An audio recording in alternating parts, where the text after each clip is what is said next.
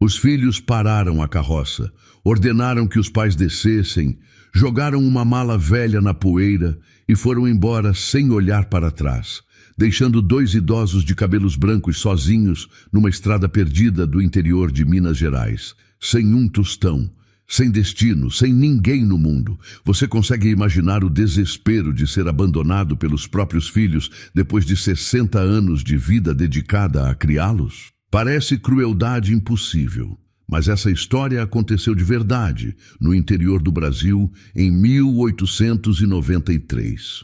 Antes de continuar, já se inscreve no canal e deixa seu like, porque o final dessa história vai te emocionar de um jeito que você nunca imaginou. O que estava dentro daquela mala velha não era o que ninguém esperava, e a reviravolta que aconteceu com esse casal de idosos vai restaurar sua fé na justiça divina. E me conta aqui nos comentários de que cidade você está assistindo. Vou adorar saber até onde essas histórias emocionantes estão chegando. 1893. 5 anos haviam se passado desde a abolição da escravatura, mas o interior de Minas Gerais permanecia preso nas mesmas estruturas de sempre. As fazendas de café ainda dominavam a paisagem, os coronéis ainda mandavam e desmandavam, e a hierarquia social continuava rígida como pedra. Na região de Pouso Alegre, as propriedades se estendiam por léguas e léguas de terras vermelhas, separadas por matas fechadas e estradas de terra batida que viravam atoleiros na chuva.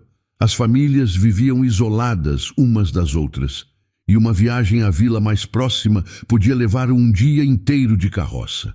Naquela sociedade patriarcal, os mais velhos eram respeitados enquanto pudessem trabalhar e comandar. Mas quando a idade avançada roubava as forças, quando as mãos tremiam demais para segurar a enxada e as costas não aguentavam mais se curvar sobre a terra, o respeito muitas vezes dava lugar ao abandono. Havia filhos que viam os pais idosos como fardo, boca a mais para alimentar, espaço desperdiçado que poderia ser ocupado por braços mais jovens e produtivos. A lei existia apenas nos papéis das cidades grandes. No interior, cada propriedade era um reino próprio. Cada fazendeiro fazia sua própria justiça, e os mais fracos dependiam da caridade alheia para sobreviver. Mulheres sozinhas e velhos sem família eram os mais vulneráveis de todos. As estradas eram perigosas. Bandidos assaltavam viajantes, animais selvagens rondavam as matas, e a simples exposição ao sol escaldante ou ao frio da noite podia matar alguém já debilitado pela idade. Ficar à beira da estrada sem proteção era quase uma sentença de morte. Foi nesse cenário cruel que Francisco das Chagas Mendes, de 62 anos, e sua esposa Mercedes da Silva Mendes, de 58, se viram abandonados pelos próprios filhos numa tarde de junho, quando o sol já descia no horizonte e o frio da noite se aproximava. Francisco tinha os cabelos completamente brancos, finos e ralos no topo da cabeça queimada de sol. Seu rosto era um mapa de rugas profundas, sulcos, cavados por décadas de trabalho sob o tempo inclemente.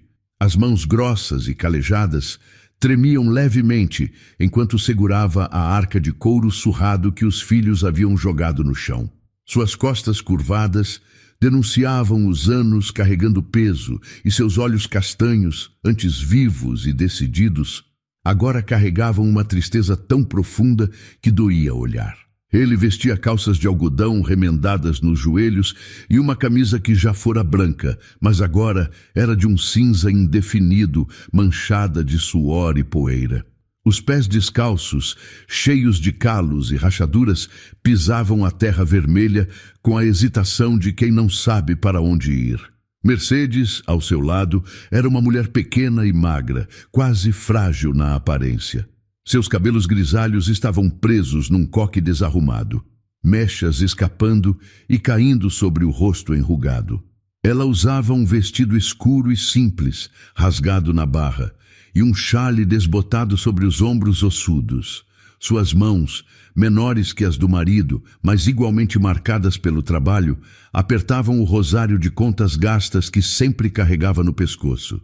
Francisco, ela murmurou, a voz quebrando, o que vamos fazer? Ele não respondeu imediatamente. Ficou parado ali, no meio daquela estrada de terra batida, olhando para o ponto onde a carroça dos filhos havia desaparecido na curva, engolida pela poeira vermelha que ainda pairava no ar. 3 filhos. Ele e Mercedes haviam criado 3 filhos homens naquela pequena propriedade no limite da fazenda do coronel Augusto Ferreira. Trabalharam como agregados a vida inteira, recebendo um pedaço de terra para plantar em troca de serviços prestados ao patrão. Nunca foram donos de nada, mas nunca faltou comida na mesa. Nunca deixaram os meninos passarem fome. Joaquim, o mais velho, agora com 35 anos, casado com uma mulher ambiciosa da vila. José, o do meio, com 32, que sempre foi o mais duro de coração. E Miguel, o caçula, com 28, o único que Francisco pensava ter puxado ao pai no caráter, mas estava enganado. Nos últimos 2 anos, Francisco começara a sentir o peso da idade. As dores nas costas se tornaram constantes. Suas mãos tremiam ao segurar as ferramentas, sua visão ficou embaçada. Mercedes desenvolveu uma tosse que não passava, e suas pernas inchavam ao fim do dia. Eles não conseguiam mais trabalhar como antes. O coronel Augusto, ao perceber que o casal não produzia mais como antigamente, deu o ultimato. Ou saíam da terra, ou os filhos assumiam todo o trabalho. Joaquim, José e Miguel se reuniram. Não numa conversa aberta onde os pais pudessem defender sua causa. Não. Numa conversa às escondidas, na calada da noite, quando pensavam que os velhos dormiam. Francisco ouviu tudo. Ouviu Joaquim dizer que não ia sustentar 2 inúteis pelo resto da vida. Ouviu José concordar que os pais já tinham vivido demais e estavam atrapalhando. E ouviu Miguel, seu caçula, seu menino, ficar em silêncio. Não defendeu os pais. Apenas ficou quieto, e o silêncio doeu mais que qualquer palavra cruel. Na manhã seguinte, Joaquim anunciou que havia encontrado uma solução. Disse que um primo distante, que morava em Ouro Preto, tinha concordado em receber os 2. Era mentira, mas Francisco e Mercedes não tinham como saber. Velhos, cansados, doentes, sem forças para brigar, acreditaram. Acreditaram porque precisavam acreditar em alguma coisa. Arrumaram suas poucas roupas numa arca velha de couro. Mercedes guardou o rosário, uma foto desbotada do casamento, um lenço que fora de sua mãe. Francisco colocou sua faca de cabo de chifre, única ferramenta que ainda considerava sua, e um cachimbo de barro que não fumava mais, mas não conseguia abandonar.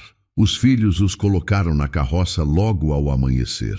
Nenhum abraço, nenhuma palavra de carinho. José segurava as rédeas, Joaquim ia ao lado e Miguel ficou para trás, cuidando da roça. Nem sequer foi se despedir. Viajaram o dia todo. José e Joaquim conversavam entre si, ignorando os velhos que iam na parte de trás da carroça, segurando-se nas laterais de madeira enquanto o veículo chacoalhava sobre as pedras e buracos da estrada. Mercedes tentou puxar conversa 2 vezes, perguntar quanto faltava, mas os filhos não responderam. Quando o sol começou a descer, tingindo o céu de laranja e vermelho, José puxou as rédeas. A carroça parou no meio do nada. Só mato dos 2 lados da estrada, árvores altas bloqueando a luz do fim de tarde, nenhuma casa à vista. Desçam, disse José, sem olhar para trás. Como assim, meu filho? Perguntou Francisco, a voz trêmula. Não chegamos ainda? Desçam, repetiu José, agora virando o rosto. Seus olhos estavam duros, sem uma gota de compaixão. Aqui é o lugar. Mas não tem nada aqui, disse Mercedes, a voz subindo num desespero contido. Nenhuma casa, nenhuma... Desçam logo! Gritou Joaquim, pulando da carroça e indo até a traseira. Agarrou o braço da mãe com força, puxando-a. Mercedes gritou de dor, mas ele não soltou. Empurrou-a para fora. Ela caiu de joelhos na terra vermelha. Mercedes! Francisco tentou descer rápido para ajudá-la, mas suas pernas falharam. Joaquim o pegou pelo braço também, sem delicadeza, e o jogou no chão ao lado da esposa. José desceu da carroça, pegou a mala de couro e a jogou na estrada. A arca bateu com um som seco, a fechadura velha se abrindo, algumas roupas caindo na poeira. "Vocês não vão nos levar?" perguntou Francisco, ainda sem entender, sem querer entender. "Não existe primo em Ouro Preto", disse José, friamente. "A gente não vai sustentar 2 velhos inúteis." "Virem-se." Mercedes começou a chorar, soluços altos e desesperados. "Meus filhos, pelo amor de Deus, não façam isso. Somos seus pais, nós criamos vocês." "E agora já criaram", respondeu Joaquim. "Acabou, já deram o que tinham que dar." Francisco se levantou com dificuldade, as pernas bambas, deu um passo em direção à carroça, estendeu a mão trêmula. "Joaquim, José, meus meninos, não façam isso, não nos deixem aqui. Vamos morrer. Se morrerem, morrerem", disse José, subindo de volta na carroça. "Não é problema nosso." Joaquim já estava voltando para o banco. Virou-se uma última vez, olhou para os pais caídos na estrada e algo pareceu atravessar seu rosto. Talvez remorso, talvez hesitação, mas durou apenas um segundo. Ele subiu e José chicoteou os cavalos. A carroça se moveu, ganhando velocidade. O barulho das rodas se afastando, a poeira subindo, e então, silêncio. Francisco e Mercedes ficaram ali, 2 velhos de cabelos brancos, ajoelhados na terra vermelha, abraçados um ao outro, chorando como crianças abandonadas. Porque era exatamente isso que eram. A noite caiu rápido. No interior, quando o sol some atrás das montanhas, a escuridão chega como uma parede sólida. As estrelas apareceram aos milhares no céu limpo, mas não traziam conforto. Apenas mostravam o quanto o mundo era imenso e indiferente ao sofrimento de 2 velhos perdidos. O frio chegou com a noite, aquele frio cortante de junho, que penetra nos ossos e faz o corpo tremer sem controle. Mercedes tirou o xale dos ombros e tentou cobrir Francisco também, mas o tecido era pequeno demais para os 2. Eles se apertaram um contra o outro, sentados na beira da estrada, encostados num tronco de árvore. "Precisamos achar um lugar para passar a noite", disse Francisco, mas sua voz estava fraca, sem convicção. Aonde iriam? A escuridão era total. Qualquer movimento podia ser fatal. Podiam cair num barranco, serem atacados por animais, se perderem ainda mais. "Vamos ficar aqui", murmurou Mercedes. Até clarear, ela abriu a arca de couro, remexeu entre as poucas roupas. Pegou uma camisa velha de Francisco e a colocou sobre as próprias pernas, buscando qualquer proteção contra o frio. Suas mãos tocaram algo duro no fundo da mala. Ela franziu a testa. "O que é isso?"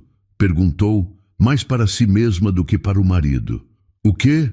Tem algo aqui embaixo, pesado." Mercedes puxou as roupas para o lado. Lá no fundo da mala, embrulhado num pano grosso e amarrado com cordas, havia um volume do tamanho de um tijolo. Ela o tirou com esforço. Era pesado demais para o tamanho. Francisco se aproximou. "Eu não coloquei isso aí, nem eu." Com dedos trêmulos, Mercedes desatou as cordas. O pano se abriu e ambos ficaram sem ar. Moedas de ouro, dezenas delas, reluzindo sob a luz fraca das estrelas, emitindo um brilho amarelo que parecia irreal naquela escuridão. "Meu Deus do céu!" sussurrou Mercedes. Francisco pegou uma das moedas, virou-a entre os dedos trêmulos. Era legítima, pesada, antiga. Cada uma devia valer uma pequena fortuna. "De onde veio isso?" perguntou ele, a voz embargada. Mercedes olhou para dentro da mala novamente. No fundo, escondido entre as dobras do pano, havia um pedaço de papel amarelado. Ela o pegou, aproximou do rosto, tentando ler na luz fraca. Eram poucas palavras, escritas numa caligrafia trêmula. "Pai, mãe, perdoem-me por não ter coragem de enfrentar meus irmãos." Isso era da vó Esmeralda, escondido debaixo do assoalho da casa velha. Ela me contou antes de morrer. Disse que era para os senhores, Mas eu nunca achei o momento certo. Agora achei. Que Deus os proteja. Miguel. As lágrimas voltaram aos olhos de Mercedes, mas agora eram diferentes. Não de desespero, de algo parecido com esperança. Miguel, ela murmurou. Nosso menino. Francisco apertou a moeda na mão. Ele sabia o que os irmãos iam fazer e nos deu uma chance. Eles ficaram em silêncio por um longo momento, olhando para aquelas moedas de ouro que brilhavam como pequenos sóis na escuridão. Não era apenas dinheiro, era possibilidade, era futuro. Era a diferença entre morrer naquela estrada e talvez, apenas talvez, conseguir recomeçar. Mas recomeçar aonde? Como? 2 velhos sozinhos, sem casa, sem terra, sem família, além de filhos que os haviam abandonado. O ouro resolvia o problema imediato da fome, mas não respondia às perguntas maiores. Precisamos sair dessa estrada ao amanhecer, disse Francisco. Seguir em alguma direção. Qual? Não sei, mas não podemos ficar aqui. Mercedes embrulhou as moedas novamente, amarrou o pano com cuidado, colocou o tesouro no fundo da mala e cobriu com as roupas. Guardaram o bilhete de Miguel dobrado contra o peito dela, debaixo do vestido. Naquela noite, eles dormiram abraçados na base da árvore, tremendo de frio, mas com uma centelha de esperança que não tinham quando o sol se pôs. O ouro não apagava a dor da traição dos filhos, não curava a ferida de terem sido jogados fora como lixo, mas dava uma chance, e na vida de um velho sem nada, uma chance já era mais do que muitos tinham. O sol nasceu vermelho sobre as montanhas distantes, iluminando a estrada de terra batida que se estendia em ambas as direções. Francisco acordou primeiro, o corpo dolorido de ter passado a noite no chão duro. Mercedes ainda dormia, a cabeça apoiada em seu ombro, os lábios rachados entreabertos. Ele a deixou dormir mais alguns minutos enquanto observava a paisagem. Mato dos 2 lados.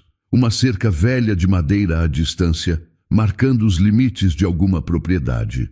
Nenhuma casa à vista, nenhum sinal de vida humana além deles 2.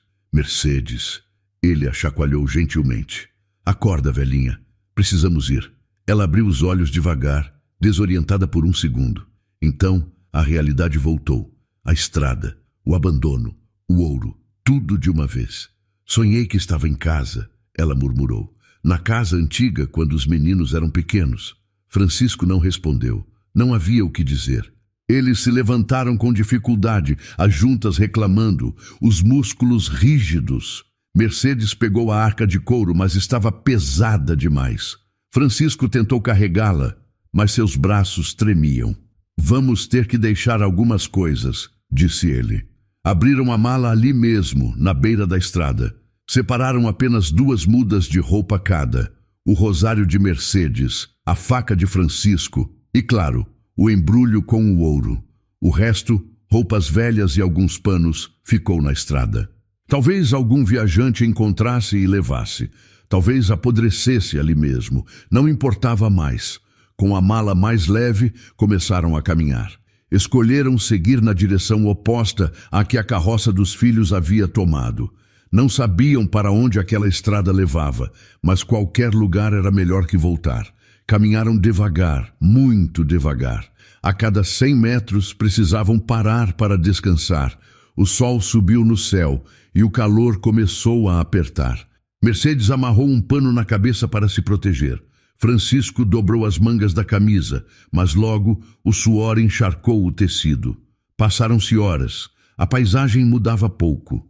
Mais mato, mais cerca, mais terra vermelha. Uma vez, ouviram o som distante de uma carroça se aproximando pela estrada atrás deles. Mercedes olhou para o marido com medo. E se for alguém perigoso? Não temos escolha. Precisamos pedir ajuda. Eles pararam e esperaram. A carroça apareceu na curva, puxada por 2 bois magros. No banco, um homem de meia idade com chapéu de palha. Quando viu o casal de velhos parados na estrada, ele diminuiu a velocidade, mas não parou.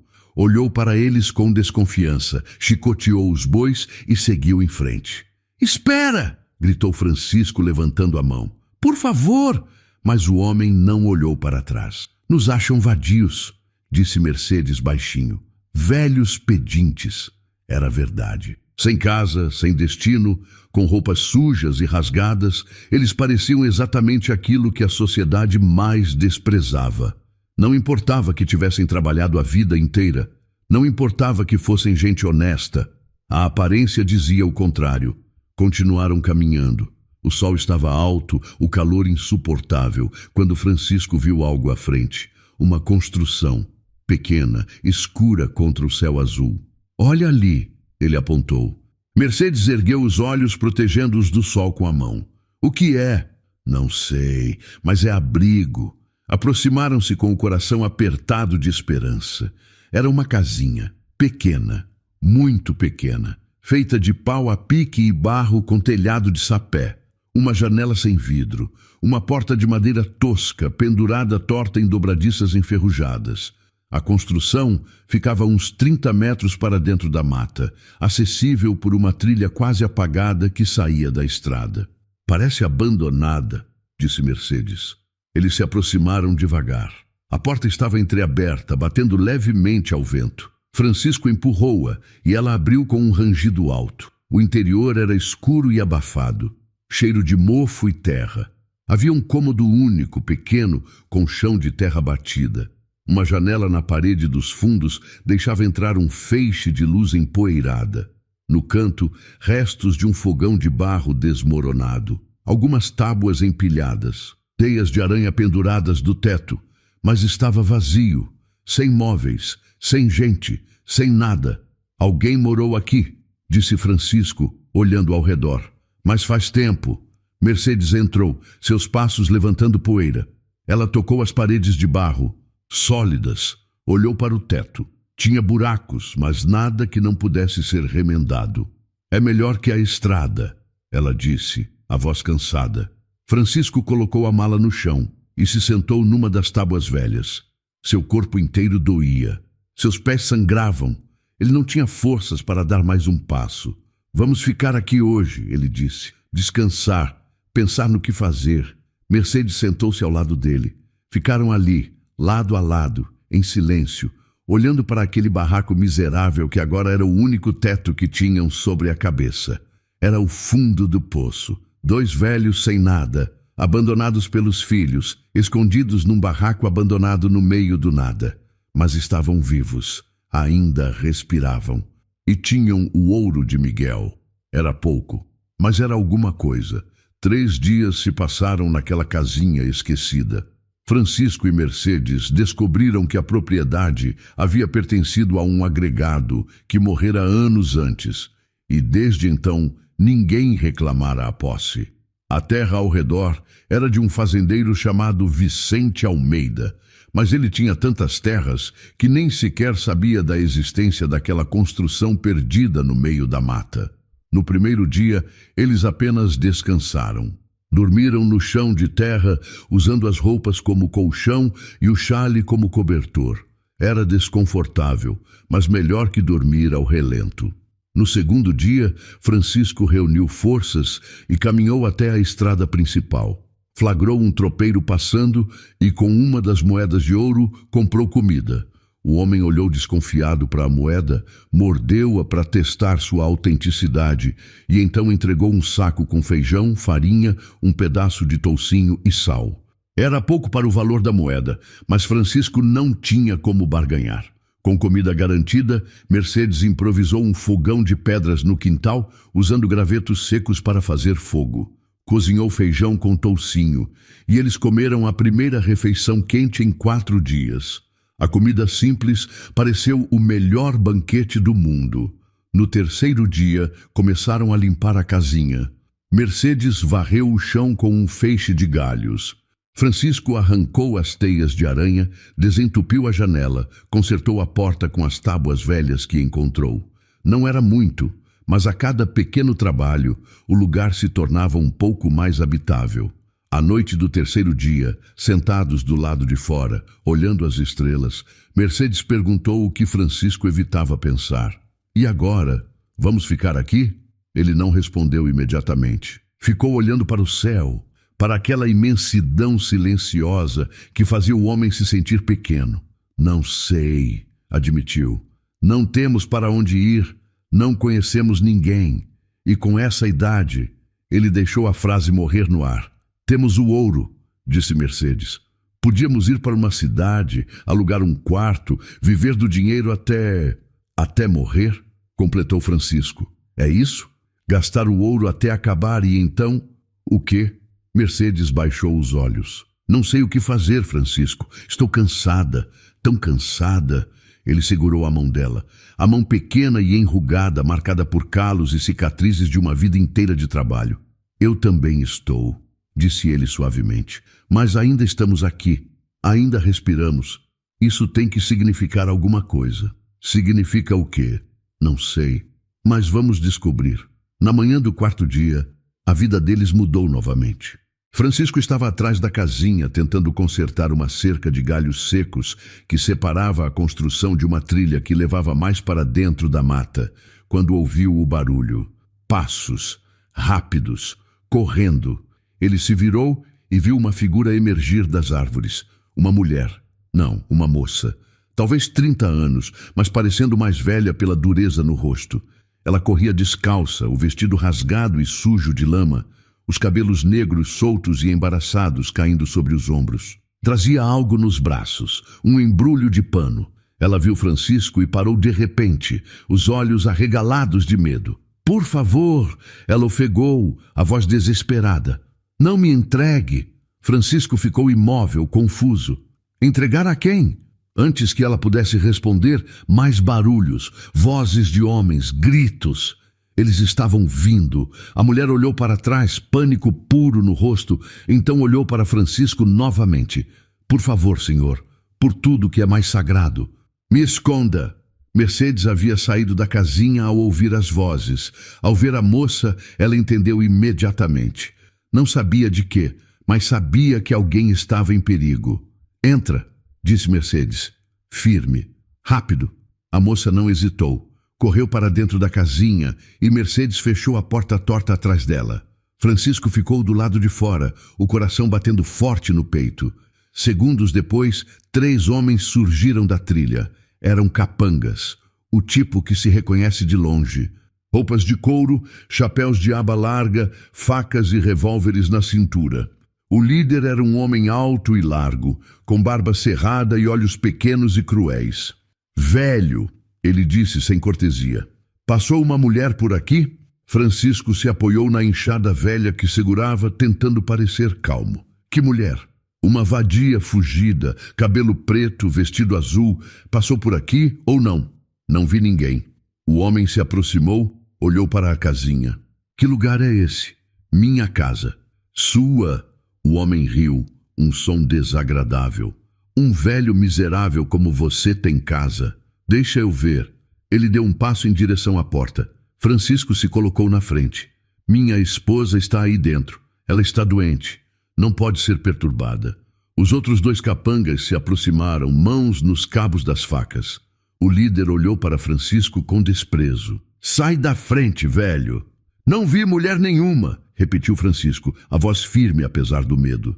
E vocês estão na minha propriedade. Podem ir embora. O líder deu um passo à frente, colocou a mão no peito de Francisco e empurrou. O velho cambaleou, quase caiu, mas não saiu da frente da porta. Falei para sair, e eu disse que não vi ninguém. O homem levantou a mão para dar um tapa, mas um dos capangas segurou seu braço. Chico, deixa.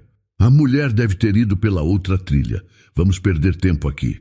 O líder olhou para Francisco mais uma vez, os olhos prometendo violência, mas então cuspiu no chão e deu as costas.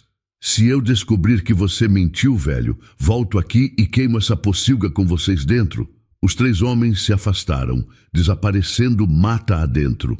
Francisco esperou até o som dos passos sumir completamente. Suas pernas tremiam. Seu coração parecia querer sair do peito, mas ele havia segurado. Entrou na casinha. A moça estava no canto mais escuro, agachada, ainda segurando o embrulho de pano. Mercedes estava ao lado dela, a mão no ombro da jovem. Eles se foram, disse Francisco. A moça desabou em lágrimas. Soluços altos, desesperados, de quem segurou o medo por tempo demais. O embrulho em seus braços se mexeu e um choro fino de bebê encheu o cômodo. Mercedes se abaixou, gentilmente. Deixe eu ver. A moça hesitou, mas então abriu o pano. Lá dentro, um bebê. Minúsculo. Não podia ter mais que algumas semanas de vida. Pele clara, olhos fechados, punhos cerrados, chorando com a força que só os recém-nascidos têm. Meu Deus! Murmurou Mercedes. É seu? A moça assentiu, limpando as lágrimas com as costas da mão suja. Meu filho, meu menino. Francisco se aproximou. Quem são aqueles homens? Por que te perseguem? A moça olhou para ele, para Mercedes, para aqueles dois velhos que não a conheciam, mas a haviam protegido. E então, numa voz quebrada, ela contou. Seu nome era Clara da Silva. Ela trabalhava como cozinheira na fazenda do coronel Vicente Almeida. O fazendeiro, um homem de 50 e poucos anos, viúvo, abusou dela repetidas vezes. Ela engravidou. Quando descobriu, pediu ajuda, implorou por proteção, mas o coronel apenas riu. Disse que se ela contasse para alguém, a mataria.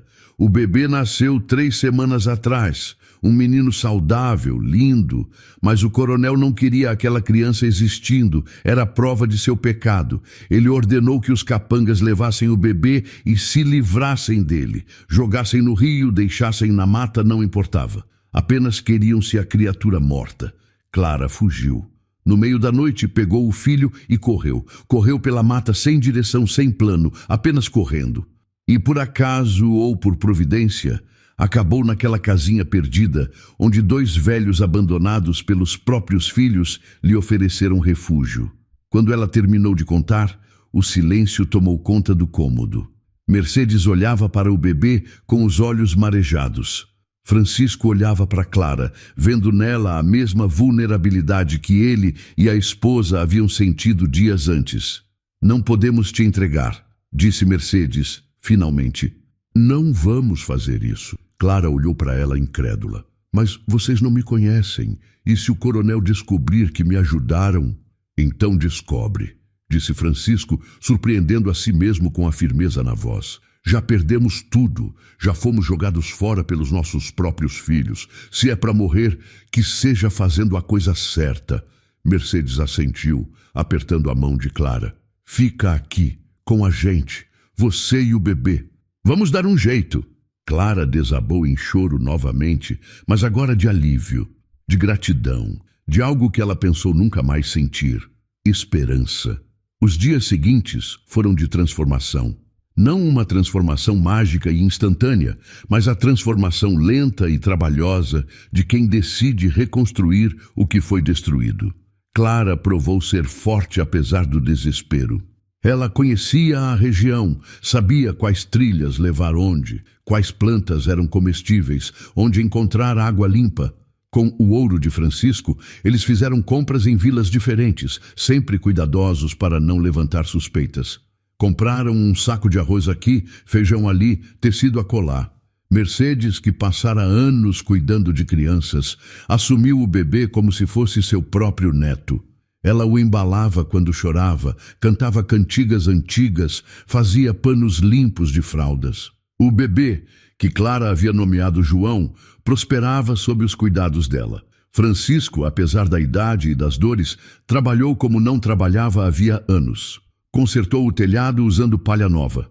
Construiu uma porta melhor usando tábuas que encontrou numa fazenda abandonada mais adiante. Cercou um pequeno pedaço de terra e plantou milho e feijão. Não seria muito, mas seria deles. À noite, os 4 se sentavam ao redor da fogueira que faziam no quintal. Clara contava histórias de quando era criança, antes de tudo desmoronar. Mercedes ensinava orações antigas. Francisco tocava seu cachimbo vazio, apenas sentindo o peso familiar entre os dedos, e olhava as estrelas. Pela primeira vez em meses, nenhum deles se sentia sozinho. Mas a paz não duraria para sempre.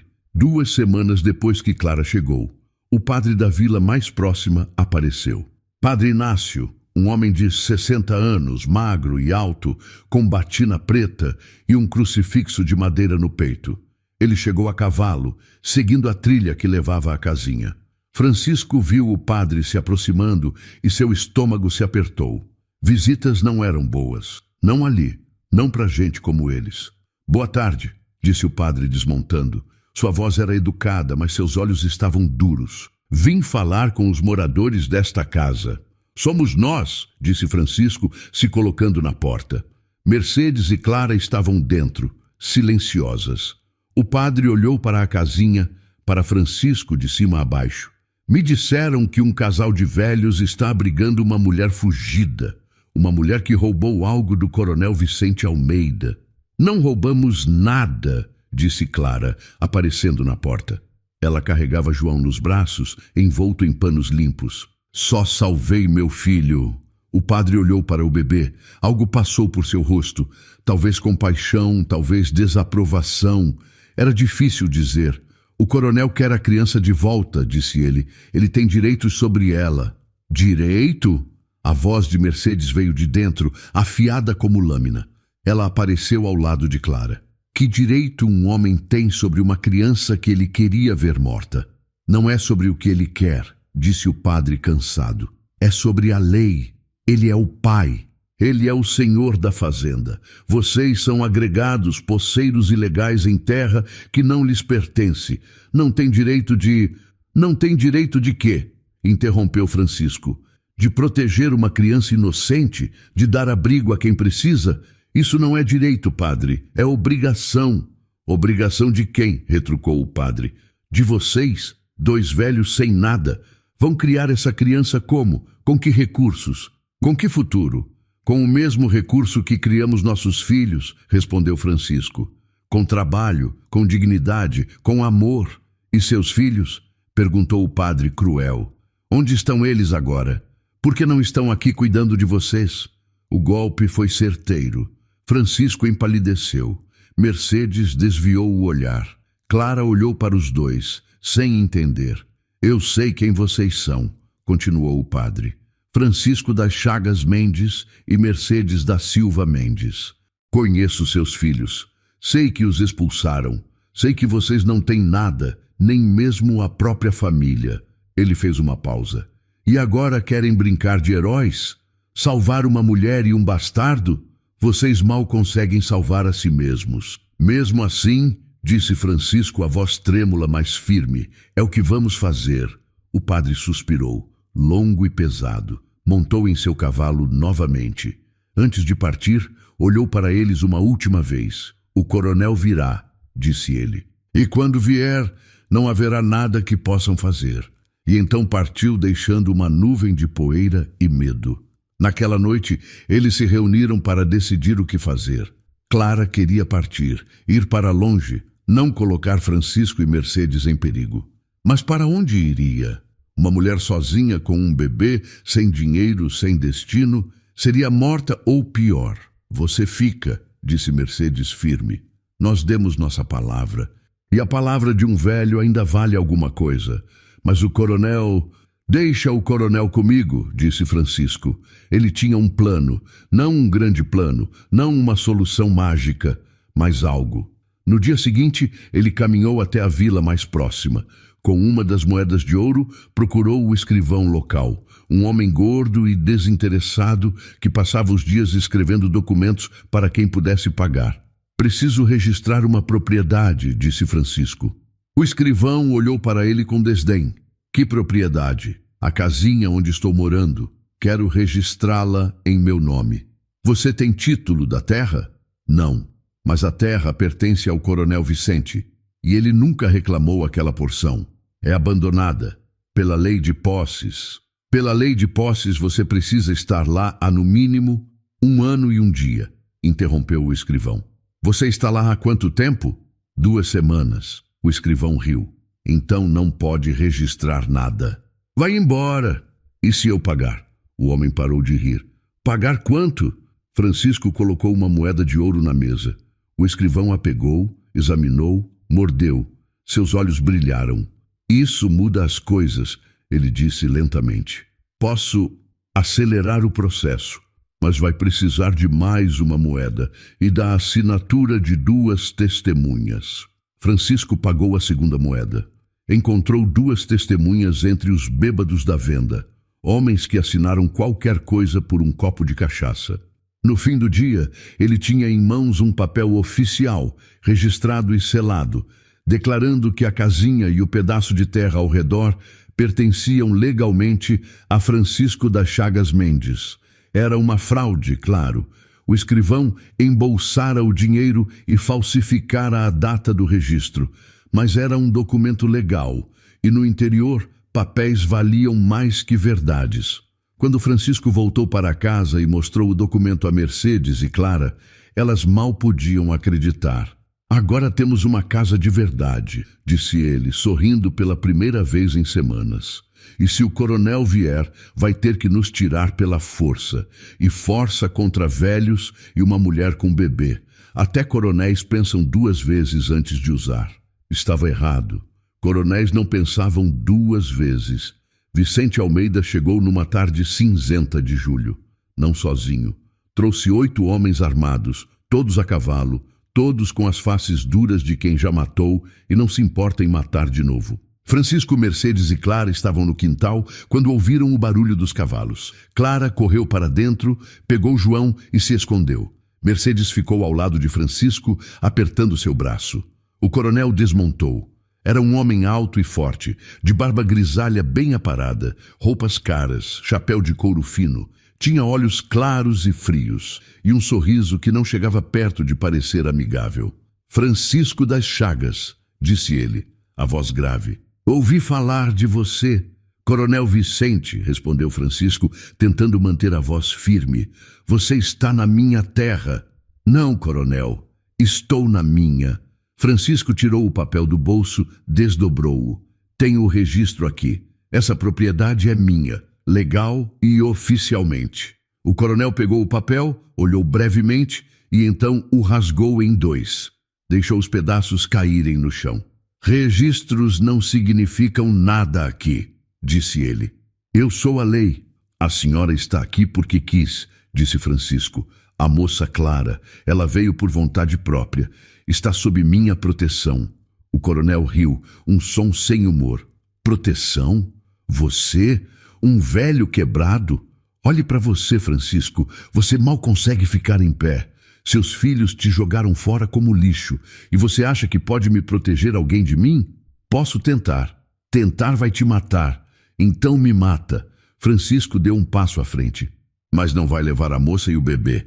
O coronel olhou para ele por um longo momento. Então fez um sinal para os capangas. 2 deles desmontaram, caminharam em direção à casinha. Mercedes se colocou na frente da porta. Não vão passar.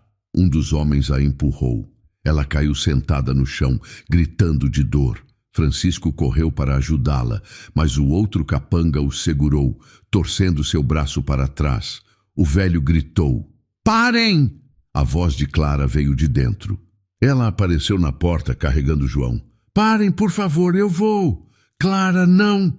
Gritou Mercedes, tentando se levantar. Eu não vou deixar vocês sofrerem por mim, disse Clara, lágrimas escorrendo. Ela olhou para o coronel. Eu vou com você, mas deixe o bebê. Por favor, deixe meu filho aqui, ele não fez nada. O coronel olhou para a criança. Ele é meu sangue. Vem comigo também. Não! Clara abraçou João com força. Por favor, deixe-o viver. Eu faço o que você quiser, mas deixe-o viver. Ele é um bastardo, uma vergonha. Será melhor morto. Clara se ajoelhou soluçando. João chorava nos braços dela. Francisco, ainda seguro pelo capanga, lutava inutilmente. Mercedes chorava no chão. E então uma voz cortou o ar. Acho que não. Todos viraram. Da trilha, emergindo da mata, vinha um grupo de homens. 6 deles. Liderados por um homem de 40 e poucos anos, robusto, com chapéu de couro e uma espingarda no ombro. Era Miguel, o filho caçula de Francisco e Mercedes, o que havia colocado o ouro na mala. Ele se aproximou, os outros 5 homens atrás dele, todos armados. Miguel? Francisco mal podia acreditar no que via. Pai, Miguel assentiu. Mãe, ele olhou para o coronel Vicente. Sou Miguel Mendes e vim buscar meus pais. O coronel franziu a testa. Isso não é da sua conta, rapaz. Quando envolve minha família é sim. Miguel deu um passo à frente. Meus irmãos cometeram uma covardia. Eu fiquei sabendo do que fizeram dias depois. Desde então estou procurando meus pais. Ele olhou para Francisco e Mercedes, emoção crua em seus olhos. Me perdoem. Devia ter vindo antes. Devia ter impedido. Miguel. Mercedes estava chorando, mas agora de alívio. E essa moça? Miguel apontou para Clara. Meu pai está protegendo ela? Sim, disse Francisco firme. Então eu também protejo. Miguel voltou sua atenção para o coronel. Essa propriedade pertence ao meu pai. Ele tem registro e tem testemunhas. Ele gesticulou para os homens atrás dele. 6 testemunhas, homens bons, que vão jurar que meus pais estão aqui há mais de 1 ano e que essa moça e esse bebê são parte da nossa família. Era mentira. Todos sabiam. Mas a mentira tinha força. Tinha homens armados por trás dela. Tinha convicção. O coronel Vicente calculou. 8 homens dele contra 7 de Miguel, contando com Francisco. E Miguel tinha a vantagem do terreno, da causa justa, da determinação nos olhos. Isso não acaba aqui, disse o coronel finalmente. Vou levar essa questão às autoridades. Leve, respondeu Miguel. Mas até lá, essa propriedade permanece com meus pais. E essa mulher e esse bebê ficam sob nossa proteção. O coronel Vicente montou em seu cavalo. Seus capangas fizeram o mesmo. Antes de partir, ele olhou para Clara uma última vez. Você vai se arrepender disso. Já me arrependi de muita coisa, disse Clara, a voz trêmula, mas firme. Mas salvar meu filho nunca será uma delas. O coronel chicoteou o cavalo e partiu. Seus homens o seguiram. O som dos cascos se afastando foi como música. Quando o silêncio voltou, Francisco olhou para o filho. Por que você veio? Porque fiz errado, disse Miguel, a voz embargada. Porque não tive coragem de enfrentar meus irmãos quando deveria. Porque deixei que vocês sofressem. Ele se ajoelhou na frente dos pais, segurando as mãos dos dois. Me perdoem, por favor. Mercedes puxou o filho para um abraço. Francisco se juntou a eles. Os 3 choraram ali, no quintal daquela casinha miserável, enquanto Clara observava com João nos braços. E os outros 5 homens desviavam o olhar, dando privacidade àquela família que se remendava. Miguel não tinha mentido quando disse que voltara para buscar os pais. Depois de descobrir o que Joaquim e José haviam feito, ele abandonou a propriedade, cortou relações com os irmãos e passou semanas procurando Francisco e Mercedes. O ouro que colocara na mala fora sua tentativa de ajudar, mas seu coração nunca encontrou paz. Ele precisava fazer mais. Com a ajuda de amigos da região, conseguiu rastrear a trilha dos pais até Pouso Alegre. Descobriu sobre a casinha, e quando soube que o coronel Vicente planejava atacar, reuniu homens de confiança e veio preparado. Nos dias seguintes, Miguel trouxe suprimentos. Ferramentas, comida, sementes, até um par de galinhas. Não estava tentando pagar a culpa com presentes. Estava tentando reconstruir a ponte que seus irmãos haviam destruído. Francisco e Mercedes, apesar da dor, abriram os corações para o filho.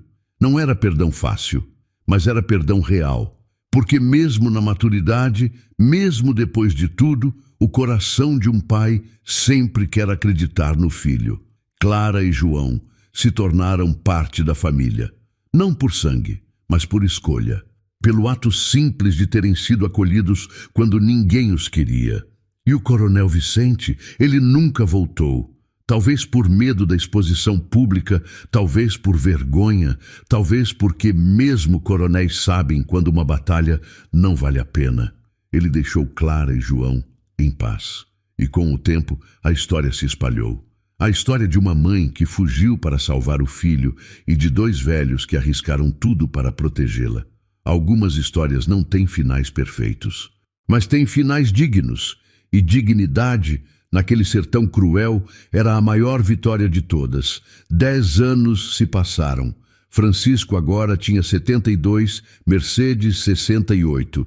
Seus cabelos eram mais brancos, suas costas mais curvadas, suas mãos mais trêmulas. Mas estavam vivos. E, mais importante, estavam juntos. A casinha havia se transformado. Não era mais aquele barraco miserável de pau a pique. Ao longo dos anos, com a ajuda de Miguel e o trabalho constante de todos, ela crescera. Um cômodo adicional, um fogão de barro novo, uma varanda na frente onde Francisco gostava de sentar nas tardes. Clara, agora com 40 anos, ainda morava ali. Havia recusado todas as propostas de casamento que recebeu ao longo dos anos. Sua vida estava ali, naquela casinha, cuidando de João e ajudando os velhos que a salvaram. Era sua família, a única que importava. João tinha 10 anos. Um menino forte e saudável, de cabelos negros como a mãe e olhos claros como o pai, que nunca conheceu e nunca quis conhecer. Ele chamava Francisco de vô e Mercedes de vó, e não sabia de outra verdade senão que eles eram seu sangue verdadeiro. Miguel visitava sempre que podia. Casara-se com uma boa mulher, tinha 2 filhos pequenos, mas nunca esquecia os pais. Trazia comida, notícias, carinho. Os outros 2 irmãos, Joaquim e José, nunca mais apareceram. E isso estava bem. Algumas pontes não foram feitas para serem reconstruídas. Naquela tarde de domingo, Francisco e Mercedes estavam sentados na varanda. O sol descia lentamente atrás das montanhas, pintando o céu de laranja e roxo. Clara estava dentro preparando o jantar. João brincava no quintal com um cachorro vira-lata que havia adotado. "Você se lembra daquele dia na estrada?" perguntou Mercedes, a voz suave. Francisco assentiu. "Como poderia esquecer? Achei que íamos morrer ali." "Eu também. E olha onde estamos agora." Francisco olhou ao redor. Para a casinha simples mas digna. Para o quintal com horta e galinhas. Para Clara cantarolando dentro de casa. Para João rindo enquanto brincava. Para as montanhas distantes banhadas pela luz dourada do entardecer. "Quem diria?" ele murmurou. 2 velhos jogados fora como lixo. E agora temos uma família maior do que nunca. "Não foi a família que tivemos", disse Mercedes. "Foi a família que escolhemos e que nos escolheu de volta." Eles ficaram em silêncio por um momento. Um silêncio confortável, do tipo que só pessoas que passaram décadas juntas conseguem compartilhar. "Valeu a pena?" perguntou Francisco de repente. "Todo o sofrimento, a dor, a traição, valeu a pena?" Mercedes olhou para o marido. Suas mãos enrugadas encontraram as dele. Entrelaçaram os dedos calejados, marcados por uma vida inteira de trabalho e luta. "Cada dia", ela disse com absoluta certeza. "Cada único dia." O sol tocou o horizonte. João gritou algo para Clara, que riu em resposta. O cachorro latiu. As galinhas cacarejaram no poleiro, e 2 velhos, de mãos dadas, observaram mais um dia terminar sobre a terra que quase os matou, mas que no fim lhes deu algo mais valioso que ouro. Uma segunda chance, uma família, um lar, e a certeza de que mesmo no fim da vida, mesmo depois de perder tudo, ainda é possível recomeçar. E talvez seja exatamente aí, quando não se espera mais nada, que os maiores milagres acontecem. E assim termina a emocionante história de Francisco e Mercedes, 2 velhos abandonados que se tornaram salvadores, que transformaram a maior traição em sua maior redenção. Quantas vezes julgamos os mais velhos como peso? Quantas vezes esquecemos que dentro de cada pessoa de cabelos brancos existe uma vida inteira de experiência, coragem e capacidade de amar? Francisco e Mercedes perderam os filhos que criaram, mas ganharam uma filha que escolheram e um neto que os escolheu de volta. Se essa história te emocionou, não esquece de deixar seu like, se inscrever no canal e ativar o sininho. Compartilhe com alguém que precisa ser lembrado de que nunca é tarde para recomeçar, nunca é tarde para fazer o bem e nunca é tarde para encontrar uma família verdadeira. E me conta nos comentários, você conhece alguma história parecida? Algum idoso que foi abandonado e conseguiu reconstruir sua vida? Ou você faz parte dessa história, seja como quem ajudou ou quem foi ajudado. Vou adorar ler seus relatos. Já tem um novo vídeo te esperando com outra história incrível do Brasil rural, cheia de emoção, drama e fé na bondade humana. Clica aqui e vem comigo nessa próxima jornada emocionante. Até a próxima história.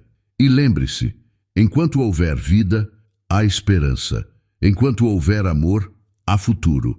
E enquanto houver pessoas dispostas a estender a mão, há redenção. Um abraço.